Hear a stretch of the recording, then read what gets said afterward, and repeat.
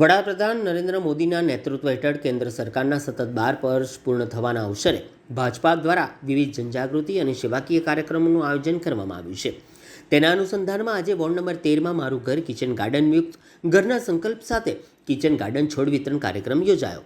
જેનો હેતુ નાગરિકોને રોજિંદા જીવનમાં પ્રાકૃતિક ખેતી આધારિત પદાર્થોના ઉપયોગ માટે પ્રોત્સાહિત કરવાનો તેમજ પોતાના ઘર આંગણે શાકભાજી અને ઉપયોગી છોડ ઉગાડવા અંગે જાગૃતિ લાવવાનો છે।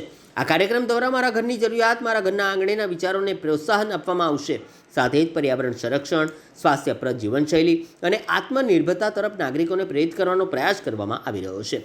વોર્ડ નંબર 13ના કાર્યકર્તાઓ, શુભેચ્છકો તેમજ શહેર ભાજપના હોદ્દેદારો, વર્તમાન અને પૂર્વ કાઉન્સિલરો, વોર્ડ પ્રમુખો, મહામંત્રીઓ અને અન્ય આગેવાનો આ કાર્યક્રમમાં ખાસ ઉપસ્થિત રહ્યા હતા।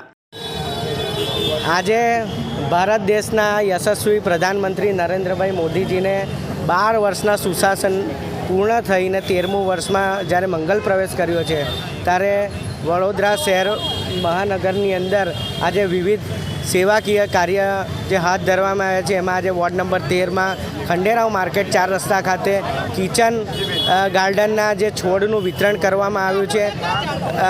વિસ્તારના માતા બહેનો અને ગૃહિણીઓ આ છોડ લઈ જઈને પોતાના ઘરે વાવણી કરશે અને આમાં જે કંઈ ટામેટાના છોડ છે, રીંગણ છે, મરચાં છે, એ બધું એટલે પોતાના ઘરે ઉગાડશે અને સ્વસ્થ સારું શાકભાજી ઉગાડીને પોતે આરોગ્ય કરશે।